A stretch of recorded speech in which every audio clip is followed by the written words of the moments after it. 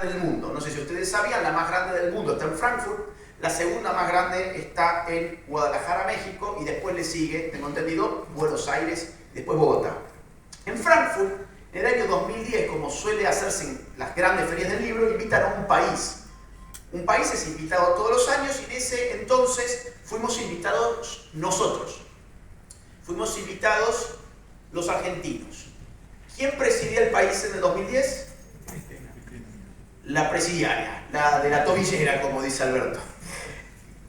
Y Cristina inauguró la feria con un discurso en el que habló sobre la escuela de Frankfurt y firmó un convenio con dicha institución. ¿Han escuchado algo sobre la escuela de Frankfurt alguna vez? La escuela de Frankfurt, bien, genial. Entonces esta conferencia puede tener algo nuevo. La escuela de Frankfurt fue un instituto de investigación social que se creó en el año 1922. Entre otros financistas hubo un financista argentino, por cierto. Uno de los principales financistas fue argentino. Y la escuela de Frankfurt se puso como misión elaborar una teoría crítica sobre la sociedad.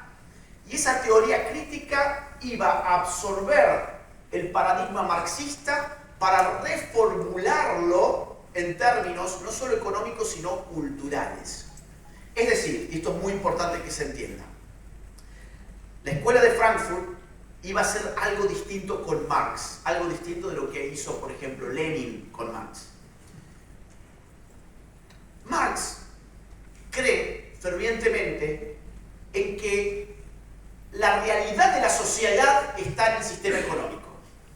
La realidad, la verdad de la cosa es la materia, por eso Marx es un filósofo materialista.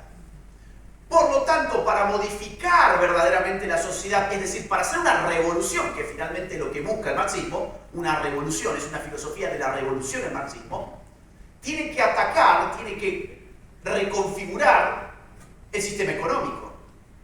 Por encima del sistema económico, dice Marx, sí, encontramos leyes, un sistema jurídico, encontramos un sistema político, encontramos un sistema cultural, encontramos religión, ideologías, encontramos doctrinas, encontramos arte, música, periodismo, pero todo eso es humo. Esa superestructura intangible, inmaterial, es simplemente un reflejo que crea el sistema económico para protegerse. El sistema capitalista ha creado un orden jurídico que protege la propiedad, ha creado un modo de alternarse en el poder que protege a la burguesía, ha puesto a la religión, el cristianismo fundamentalmente, a proteger el derecho de propiedad con los mandamientos, con la doctrina de Jesucristo, etc. Ha creado todo un equipo de intelectuales llamados economistas, la ciencia burguesa le llamaban los marxistas, para explicar el sistema de mercado como si no hubiese alternativa para ello. Pero lo importante está acá abajo, es el sistema económico. Y las revoluciones comunistas operaron en ese sentido. Voy a citar a Marx. Marx tiene un prólogo que se titula Contribución a una crítica a la economía política. Una frasecita muy corta, dice así Marx: el modo de producción de la vida material condiciona el proceso de la vida social, política y espiritual en general.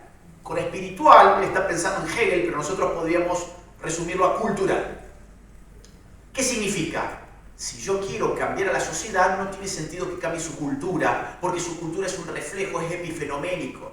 Yo tengo que cambiar el sistema económico. Por eso el socialismo no tiene vía democrática. Porque si tuviera vía democrática significa ingresar por el sistema político. No, yo tengo que destruir ese edificio. ¿Para qué? Para modificar violentamente, y esto es Lenin básicamente, la estructura económica de la sociedad. Dicho esto, para que ustedes entiendan el gran cambio que viene con la escuela de Frankfurt, Horkheimer, su segundo director, el primer director de la escuela de Frankfurt dura muy poquito, muere, dura 2-3 años nada más, y después le va a venir Horkheimer. Y Horkheimer, en un texto de la década del 20 del siglo pasado, escribe lo siguiente: máxima atención, Estas redacciones son un poco enredadas, pero lo vamos a explicar. Dice Horkheimer: toda cultura resulta incluida en la dinámica histórica.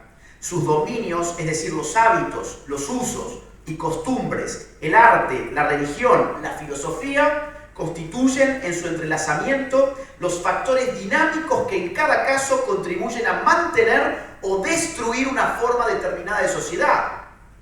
Acá ya hay un cambio brutal respecto de Marx. O sea que yo puedo cambiar a la sociedad a través de la cultura. Sigue así: todas las instituciones y los procesos en todos los dominios de la cultura, en tanto actúan sobre el carácter y los actos de los hombres, aparecen como momentos de conservación o bien de disolución de la dinámica social y, según los casos, constituyen la argamasa de un edificio todavía en construcción, la masilla que reúne artificialmente partes que tienden a separarse, o una parte del explosivo que destroza el todo con la primera chispa. ¿Qué significa esto? Significa que tenemos que generar explosivos culturales para que la primer contradicción económica o política reviente todo por los aires. Chile 2019, básicamente, pero escrito en la década del 20 del siglo pasado. Wilhelm Reich, otro allegado a la escuela de Frankfurt, escribió un libro titulado La Revolución Sexual, en la década del 40 del siglo pasado, donde, entre otras cosas, dice lo siguiente: será imposible dominar el proceso cultural actual si no se comprende que el núcleo de la estructura psicológica es la estructura sexual y que el proceso cultural está esencialmente condicionado por las necesidades sexuales. Y ahí agarran y abrazan a Freud. Entonces tienen una teoría psicológica de la batalla cultural, tienen una teoría sociológica de la batalla cultural que se suma a la teoría economicista del marxismo tradicional. Eso es escuela de Frankfurt. Es decir, es un paso hacia, ya no el marxismo tradicional, sino hasta hacia lo que los académicos llaman el neomarxismo occidental. Y esto era lo que Cristina Kirchner reivindicaba en el año 2010 en Frankfurt, en la Feria Internacional del Libro de dicha ciudad. Y no solamente lo mencionaba en su discurso, sino que firmaba con esta institución un convenio de intercambio y de apoyo mutuo. A partir de entonces, en los discursos de Cristina Kirchner, la Escuela de Frankfurt va a empezar a aparecer. ¿Qué quiero decir con esto? No es que la batalla cultural la inventamos nosotros. No es que a nosotros se nos ocurrió que teníamos que dar una batalla cultural. No, nosotros imitamos algo que ya se estaba haciendo con mucho éxito.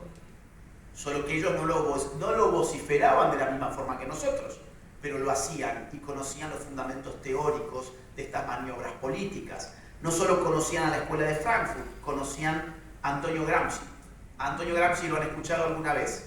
Bueno, esa es otra vía de la batalla cultural que tiene el propio marxismo en su camino hacia el neomarxismo y después hacia el postmarxismo. Antonio Gramsci, italiano, líder del Partido Comunista Italiano, además filósofo, un intelectual, un periodista además. En esa época los periodistas solían ser filósofos. Marx también trabajó como... Vieron que dicen Marx nunca trabajó en la vida. Bueno, en realidad hay un trabajo que se le conoce escribiendo en una gacetilla. Escribió un poco nomás porque rápidamente se aburrió, pero también era periodista. Y Gramsci fue muy importante, muy importante para el kirchnerismo porque la gente de Carta Abierta, ¿se acuerdan de Carta Abierta? Era básicamente el grupo de intelectuales orgánicos del kirchnerismo. Carta Abierta abrazaba a Gramsci como su luminaria en lo que ellos no dudaban en caracterizar como una batalla cultural. Y discutir a Gramsci, incluso se acuerdan del programa 678, incluso en 678, digo, era muy interesante. Parece que no tenemos memoria, pero en 678 ponían intelectuales kirchneristas a discutir Gramsci. Una cosa, la verdad, ojalá nosotros podamos hacer algo así en un ámbito privado, ¿no? No sacándole los impuestos a los demás. Pero ojalá que nosotros podamos alguna vez, digo, generar ese tipo de contenido. Digo, y esto es muy polémico, hay que aprender de lo que nuestros enemigos han hecho bien. Hay que aprender de lo que nuestros enemigos han hecho bien. ¿Y cómo el macrismo podía enfrentarse a gente que operaba con los paradigmas de la Escuela de Frankfurt, con los paradigmas de Gramsci y un poquito más adelante, diríamos, también con los franceses estilo Foucault? ¿Cómo el macrismo lo hizo con globos y con cornetas?